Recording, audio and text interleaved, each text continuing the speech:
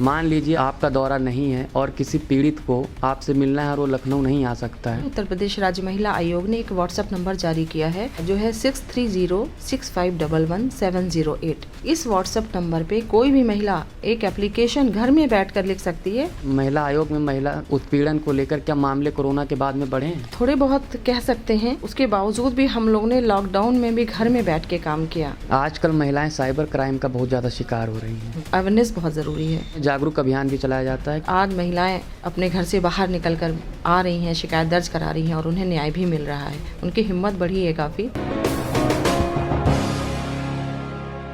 उत्तर प्रदेश में महिलाओं की सुरक्षा को लेकर योगी सरकार अपने तरीके से काम कर रही है, लेकिन महिलाओं की सुरक्षा के लिए राज्य महिला आयोग कैसे काम कर रहा है ये हम जानेंगे उत्तर प्रदेश महिला राज्य आयोग की सदस्य सुनीता बंसल जी से।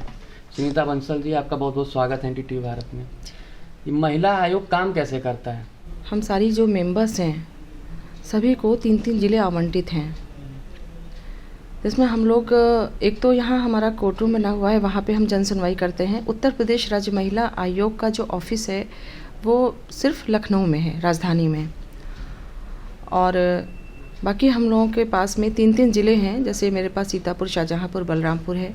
तो हम लोग अपने ज़िले में भी दौरे करते हैं और वहाँ पे हमारे जाने से पहले जो डीपीओ के माध्यम से 3 दिन न्यूज़पेपर में पब्लिश करवा दिया जाता है कि ऐसे हमारी माननीय सदस्य आ रही हैं और वो महिला उत्पीड़न पे जन सुनवाई करेंगे, जिसमें दहेज उत्पीड़न है, घरेलू हिंसा है, रेप है, एसिड अटैक है, छेड़छाड़ है, दुराचार है।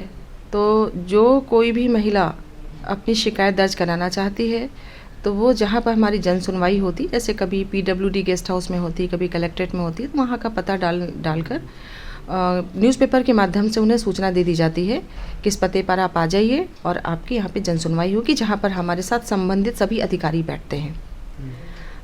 महिला थाने के प्रभारी होती है, सीओसीटी होते हैं। इसके अलावा कुछ मसले ऐसे आते हैं ज़मीन जायदाद के झगड़ों के, जिसमें महिलाओं के साथ मारपीट होती है, तो उसके लिए हमारे साथ कभी एसडीएम बैठते हैं, कभी एडीएम बैठते हैं, कभी तहसीलदार होते हैं। ये लोग साथ में बैठते हैं और बहुत सारे मामलों का निस्तारण वहीं पर हो जाता है। जैसे किसी की एफआईआर दर्ज नहीं हो रही है तो एफआईआर दर्ज हो जाती है। तो इस तरीके से हमारा आयोग, महिला आयोग जो है, महिलाओं के हित में बहुत अच्छे से काम कर रहा है। आप न्यूज़पेपर के माध्यम से प्रचार करके एडवर्टीजमेंट देकर दौरे पर जाती हैं, ऐसे में पीड़ितों की बहुत भीड़ हो जाती होगी। भीड़ में हो सकता है कुछ चीज़ें छूट भी जाएं। मान लीजिए आपका दौरा नहीं है और किसी पीड़ित को आपसे मिलना है और वो लखनऊ नहीं आ सकता है, कार्यालय पर नहीं आ सकता है, तो ऐसे में वो कैसे संपर्क करे कि आपसे या महिला राज्य आयोग में उसकी शिकायत पहुंच जाए? इसके लिए उन सभी महिलाओं के लिए जो ज़िलों में रहती हैं और किसी कारण से नहीं आ सकती हैं, नहीं आ पा रही हैं, और कभी कभी ऐसा होता है कि ससुराल में भी उन्हें बंद कर दिया जाता है, वो घर से बाहर नहीं निकल पाती हैं, तो उनकी इसी सब परेशानियों को देखते हुए उत्तर प्रदेश राज्य महिला आयोग ने एक व्हाट्सएप नंबर जारी किया है जो है 6306511708। इस व्हाट्सएप नंबर पे कोई भी महिला एक एप्लीकेशन घर में बैठकर लिख सकती है। लिखने के बाद आधार नंबर के साथ वो इस व्हाट्सएप नंबर पर उसकी फ़ोटो खींचकर भेज दे, जिससे यहाँ पर तुरंत उसको रिसीव किया जाता है और तुरंत उस पर कार्रवाई शुरू हो जाती है। इसके अलावा हमारा एक ईमेल आईडी भी है महिला आयोग का, up.mahilaaayog@yahoo.com। तो या तो मेल करें या तो वो व्हाट्सएप नंबर पर भेज दे और उसके लिए फिर उसके बाद सूचना भी चली जाती है और जो विपक्षी होता है उसे भी सम्मन भेजकर हम लोग यहाँ पे बुलवा लेते हैं और दोनों पक्षों को बुलाकर हम सुनवाई करते हैं और उसका निस्तारण करते हैं। माना जा रहा है कि कोरोना काल के बाद में लॉकडाउन लगा तो घरेलू हिंसा बहुत ज़्यादा बढ़ गई। महिला आयोग में महिला उत्पीड़न को लेकर क्या मामले कोरोना के बाद में बढ़े हैं? मामले थोड़े बहुत कह सकते हैं, लेकिन अब उसके बावजूद भी हम लोगों ने लॉकडाउन में भी घर में बैठ के काम किया। उससे जुड़े जो हम लोगों के जो मोबाइल नंबर हैं वो हम लोगों ने दे रखे हैं नेट पर, वहाँ से महिलाएं नंबर लेकर हम लोगों को व्यक्तिगत रूप से फ़ोन करती थी, फिर उनकी एप्लीकेशन व्हाट्सएप पे मंगाते थे, फिर संबंधित अधिकारियों को फ़ोन करते थे और उनके मामले का निस्तारण हम लोगों ने लॉकडाउन में भी किया है। और हाँ, ये कह सकते हैं कि मामले थोड़े से बढ़े थे, तो उसके लिए भी हम लोगों ने हमारा पूरा महिला आयोग उस समय भी काम कर रहा था और हम लोगों ने काफ़ी सारे मामलों का निस्तारण किया। कितनी लंबी प्रक्रिया होती है महिला आयोग में शिकायत अगर कोई दर्ज कर दे? एप्लीकेशन आती है, फिर उसका हम लोग स्टडी करते हैं। इसके बाद लड़की जो चाहती है उससे कहते हैं कि एप्लीकेशन में लिखो क्या चाहती हो। नीचे जो एप्लीकेशन में 2 लाइनें हम लोग लिखवाते हैं, बहुत इंपॉर्टेंट होती हैं कि आप अगर समझौता चाहते हो तो हम समझौते का प्रयास करते हैं।